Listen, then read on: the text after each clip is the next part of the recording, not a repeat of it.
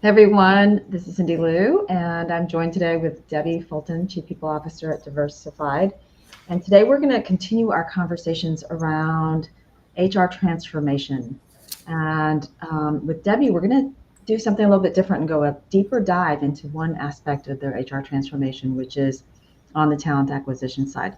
When Debbie told me that they had a great experience with the RPO, I'm like, okay, I got to hear this story because I have actually never heard of that. It's typically horror stories around integrating and rolling out RPOs, which is recruitment process outsourcing companies. And Debbie will go into more of what that means in a minute, maybe a quick analogy. But first, Debbie, tell us a little bit about yourself and Diversified and yeah, maybe even something about you that people don't know. All right. Well, thank you for having me today. I'm really excited to be talking about HR transformation because I've been living quite a bit of transformation in the last year of my life with my role at Diversified. I have been an HR leader for about 25 years and have worked in several industries, including manufacturing, distribution, pharmaceutical, and professional services, just to name a few. And I've been very fortunate to be involved with building, some very people-centric programs and having an opportunity to influence the creation of a culture where associates are feeling valued, supported, and empowered to grow. So that's right in line with my own values. So I've gravitated towards companies that exemplify those same things. And then in 2023, I had an opportunity to join Diversified as their Chief People Officer. So for those of you who are not familiar with Diversified, we actually do some pretty cool things. We are a global technology solutions company, and we design, build, and manage digital environments for industries such as media and broadcasting, corporate office space, and other workplace environments. So what we offer is the creation of an immersive experience, which you can determine that is probably a fairly interesting concept for many people today, trying to get remote workers back. They want a little bit more interest in what we're doing. So we use advanced audiovisual systems and digital signage, et cetera, to build these environments. And we do it full product lifestyle, from strategy to design to integration to ongoing support and services. Give us a little bit more about the size of the organization, just for some context for the audience. Sure. Our revenue is about 1.1 billion. We are global. We have 2,400 associates worldwide, and we have been in this for about 30 years. And the growth, for the most part, is attributable to acquisitions. Okay. Yeah. That seems to be a common story that I hear a lot from our mastermind members. Huge growth from acquisitions, which creates its own set of challenges when you're trying to stand up HR or put a transformation in place. Tell me a little bit about those challenges you might have seen. Sure. So, with the growth through acquisition, we were looking at acquiring smaller domestic and international AV companies. So companies that came with their own culture, their own people, their own way of doing it, more of a small company mentality, really. Mm-hmm. And what the current leadership didn't do at the time was integrate all of their acquisitions. So because of this lack of integration in systems, people, and processes, the company did start experiencing some pretty challenging financial situations and decided to onboard a new CEO in 2022. Mm-hmm. And they brought on Eric Hutto. Now, Eric is a visionary, and he brought with him a vision of One Diversified. His goal was to build a very cohesive team and a collaborative culture with a clear strategy and path forward to growth and sustainability. So knowing this, he knew he had several pieces he needed to put together in order to make this happen. And one of those pieces was the HR function. Okay. Before we jump into the HR function, I just want to circle back real quick. What's something that people might not know about you? Like you can't find it on the internet. Well, I'm a huge sci-fi fan and fantasy fiction fan. So I love Game of Thrones. Okay. Yeah, I know it has like a cult following. I'm not sure if I'm quite cult status, but I will admit to watching the series at least 3 times. Okay. If That's you on my also like the Game of Thrones, type in the chat winter. Winter is coming. Just type in winter. So just for those of you who are joining us for the first time, we actually can't see who's on with us until you type something in the chat. So just trying to see who might be with us this afternoon. All right. Let's jump into sort of all the areas within HR that need to transform and how you came to this decision that talent acquisition is where you might start. Okay. So as I mentioned, Eric had a big plan in front of him, and part of that was to build an HR team and define its role in the company, so that we were set up to deliver service that was strategic, impactful, and scalable. And that is about the time I joined the team, right in 2023. Eric began in 2022. Okay. So in mapping out our journey, we really needed to take a look at things from both a compliance and a strategic HR management lens. Right. Diversified had very few programs. I think that, through the acquisition, the small companies had some of their own things that they did that worked, but we really didn't have a larger strategy. So we needed to build the foundations in order to grow from there. So we thought, where do we start? And what we did, we took a step back and we looked at talent management very holistically and said, okay, we know we need performance management. We know we have to look at our compensation. Learning and development is important as well. But to create some momentum, we felt we had a good opportunity in talent acquisition. Our current recruiting and onboarding methods were somewhat inefficient and costly. We had a small recruiting team who relied heavily on the use of external recruiters. And we really didn't have a sourcing strategy or data tracking or reporting mechanisms. And we felt, this was really an area that we needed to show that we could, really build a system to attract the best talent. And then we can start putting the pieces together on retaining our talent. Okay. So I just have to do a spoiler here and tell us a little bit about the success. And then we're going to go deeper dive into the steps that you took. Because like I said, I've just never really heard about a success story with RPOs. It's actually, talent acquisition is my first love, right? It's where I started. By the way, we've got some people popping in to say hello in winter. So welcome Kim and Kathy and Carl. Trying not to melt in Austin. So he wants winter to come. Hi, Lacey, Lisa, Clara, Erica. So nice to see you guys. In any case, the talent acquisition function so often, right, is like the redheaded stepchild. Like the leaders, they want to talk about leadership and succession planning and all the, talent management and the sexy things. But TA so often is like this redheaded stepchild, doesn't get the time and attention. But gosh, if you have ever experienced amazing talent, you know that it just sort of fixes everything else, right? Like I think about my leadership journey, I'm like, I didn't know anything about being a general manager, but getting the right people on board totally saved me, right? Mm-hmm. So Debbie, like you tell me what made you guys go down that TA track? Why was it so important to start there? Well, as you just stated, finding that right talent and folks who can learn and grow with the company is, I believe, the key to any success you may have in an organization. It's what you do with the talent after that might differentiate you and cause folks to want to stay with you. But just getting that, talent in place is what sets the stage for everything else. Yeah. So it made sense as we look at the whole life cycle of employment and all of talent management. It just made sense to start at the beginning. We knew we had some broken pieces there.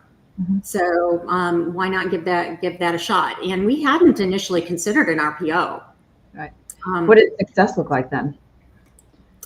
So the way it was introduced to us conceptually is we were really looking for something that we could adopt that was cost-effective, scalable, and flexible. So I only had a couple of people on the talent acquisition team, and the company was hiring pretty good volumes, maybe 300 to 400 people a year. So they may have had 100 positions open at any given time, many of which were specialized skill sets. So, there was some, really, I'll call it low-hanging fruit also on the talent acquisition side. We could get big gains by making some, fairly small changes in the whole scheme of things. And someone on the HR team had experience with an RPO and said, hey, maybe this is a viable solution for Diversified. So as we began doing some due diligence, it was really, again, looking at what are we looking for? We want to be cost effective. It has to be scalable. It has to be flexible based on what we're doing. And because of that volume that we had, we looked at the initial cost structure and said, okay, this could work for us. So, what are some other things that as we're looking at a vendor, we now have decided conceptually this may be a solution. What are some of the things, that are important to us in a vendor? So we then went through that process.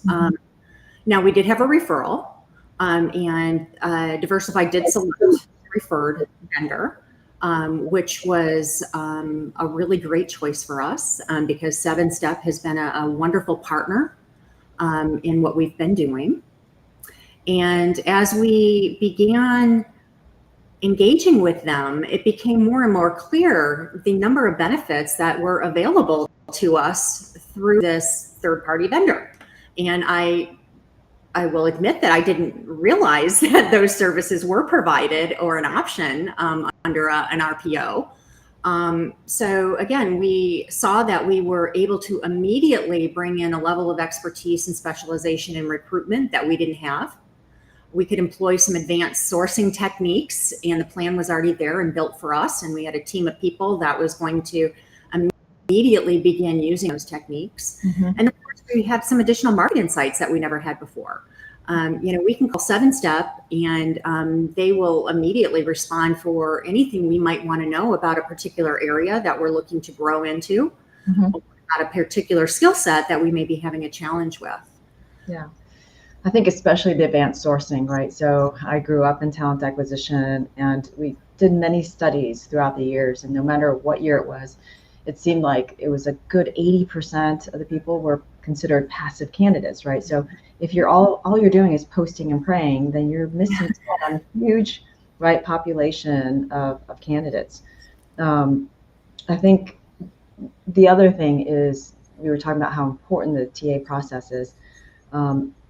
Tell me, we're going to just fast forward and talk about the successes. So you guys broke even, right, in the first year. We did, and that's part of the success story. Again, I think we did have some low-hanging fruit. We had opportunities because our costs were high. But, having a break-even situation just on pure cost in the first year was more than what we expected. And then we have several, secondary benefits. Our RPO has helped us dive into and regenerate our employee brand, for example. They understand our industry. We've been able to engage them with helping us respond to our social media posts on Glassdoor or Indeed. So we're able to get out there in front of things and are much more proactive rather than reactive with this partner. I think maybe most significant to me is that 7-Step has integrated themselves with our team. They act and look and are part of our diversified recruiting function. So it's very seamless, and they work directly with our people leaders and our hiring managers. They work directly with the candidates to ensure positive experience and efficient processing. But most importantly, they're freeing up the time for my HR leaders and my other HR folks to focus on the core business rather than being bogged down with the time-consuming process of talent acquisition. Yeah, no kidding. Like first of all, if a generalist also is expected to be a strategic business partner, that's already challenging enough, right? You're dealing with the shared services work or the ER work, and you're trying to be strategic. And then you throw recruiting in there, which basically, if people don't have, managers don't have their people, then they're screaming loud. So really hard to balance those. Plus, you never know from I guess, staffing perspective, most organizations will staff for the valleys, not the peaks, right? As far as the talent acquisition team. So Debbie, tell us a little bit about maybe lessons learned along the way. Sure. And before I hop in there, I did want to mention, as we're looking at RPO, for us, when you have upside, you have to look for the downside. And our caveat is, if you're entering into this type of relationship, just ensure you don't rely too heavily on your RPO. Now, we're able to leverage a lot from them, and we still have 2 dedicated resources in-house that helps our HRBPs and helps the recruiting team kind of shepherd the hiring process. But if you rely on them too heavily, you have a chance of losing control over your hiring process, and you don't want to do that. And you don't want to make it difficult to bring recruiting back in-house if you need to. So as we were looking at the linkage of technology and different systems, we wanted to make sure that we set ourselves up to bring this back in if we ever needed to. And I feel pretty confident that that would be a pretty easy transition, other than, of course, hiring an entire staff and maybe investing some additional tools. But again, just a small caveat as you're looking at it, because it is a big deal and it is a cost to the company. So it's not just, a small piece of your budget. It's going to be a larger piece of your budget. Yeah. So after we had selected our vendor, we're off to the races. We are looking at, okay, how do we approach this? And a couple of key learnings for us. The first was making sure, and this might seem obvious, but stating it is so important. We needed to make sure that our leadership really clearly understood and were bought into the goals and objectives of the program. Right. This was a very big change. So setting those expectations up front was super important, because implementing an RPO involves a very steep learning curve. And you have to have participation and buy-in from those people who work within your process, all of your stakeholders, all of your hiring managers. And when you're implementing this model, you may have a temporary slowdown, and you can encounter some challenges in your process. So, addressing what some of those things are and being realistic and having set those expectations was really important for us, and something that I think the HR team did well. Yeah, that's so important. I remember when I was in the search business, I think most leaders are kind of like, well, you're like the Wizard of Oz, right? You're just going to go behind the curtain and you're going to pull out the perfect candidate for me tomorrow. And it just doesn't work that way. Well, there's this crystal clear blue pool of candidate out there somewhere, and I'm still searching for it. But in short of finding it, we're trying to, build our own pool. And I think that's another advantage of an RPO. They can do things on much larger scale than we can. So we're looking now at a much wider candidate pool, and arguably a more qualified candidate pool. You mentioned targeted hiring. We've been doing quite a bit of that this year. And so 7-Step. Proactive. We have hired more than 50 associates from our competitors. And we don't plan to slow down our role in that area. We're getting some really key talent, and I truly believe that we have been able to move through it effectively and professionally because of the talent and the systems that our RPO 7-Step has brought to us. Yeah. I'm curious from the audience, if you can put on a scale of 1 to 5, 5 being the most difficult to find talent right now, even though supposedly the economy is not doing great.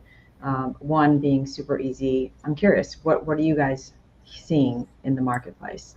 So I know there's a little bit of delay for them to respond, but let's keep going. So the first insight is really about setting expectations with the key stakeholders. Yes. And second one would be? Making sure you're building a detailed plan and you're revisiting it often. mapping processes, we spent about 3 months mapping processes. Okay. And it was well worth the time spent, because not only were we able to dissect what are we doing, and what can we be doing better, but 7-Step brought world-class processes to us. So, I look at, wow, we have kind of a green field here. We can come in and build what we want, and we have this partner who is helping us select the pieces that we need most. So spending that time with them initially was important. Again, we had a team of people.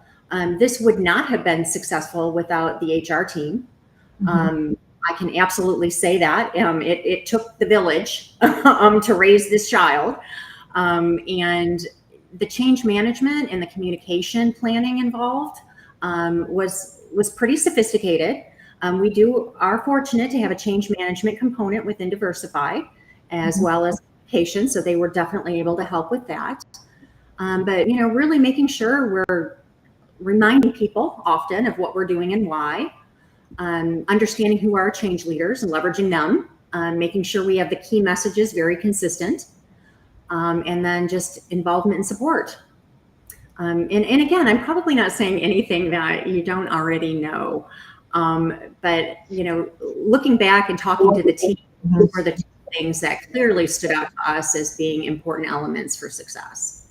Yeah, you'd be surprised, Debbie. I hear a lot of people talk about technology before they talk about process. And then I've actually made this mistake myself, right? Like the very first ATS we purchased years ago, it was kind of like, okay, here's what the ATS can do, and you get so excited about all those features, but it's not lined up with your process, or maybe you don't even really know what your process is, or the organization hasn't aligned the process, and that technology and investment can be a disaster. So I've actually lived that. So hopefully, I think taking the time to put that process map in place probably made you a really good RPO partner client. So I hope so. They seem to like us. Any other insights or lessons learned? I think those are the big ones. We're more than a year into this now, and we just had our annual review meeting. And we spent that time looking at how do we improve? Are there additional tools we want to give to our hiring managers? What was the feedback that we're receiving as we're holding our meetings with the hiring folks? And just really calibrating on what's the next step for us. And I see 7-Step helping us next with our emerging leader recruitment and acquisition program. Right now, we don't do a lot of campus recruiting. We don't have an L&D function, or we do now, but we didn't have a very robust function. So it was difficult for us to take folks who are early in their career and train them to do what we need them to do. They would get lost in the system. So now that we have a structured talent acquisition program, and we are building our learning and development platforms, we are now able to take a closer look at how do we develop our future skill set and prepare us for the shift in technology that we're experiencing with AI and other things in our industry. So how do we make sure that we are looking far ahead to our future so that we can sustain what we have done to this point? Yeah. Well, congratulations on the success of selecting and rolling out an RPO. It is not an easy thing to do, I think, from setting those expectations with leaders all the way to actually getting that process mapped out, all while probably continue to do acquisitions, trying to keep HR afloat, right? It's not easy. I'm always so impressed with these HR transformation stories, because I guess it's sort of like flying, the plane while you're building it.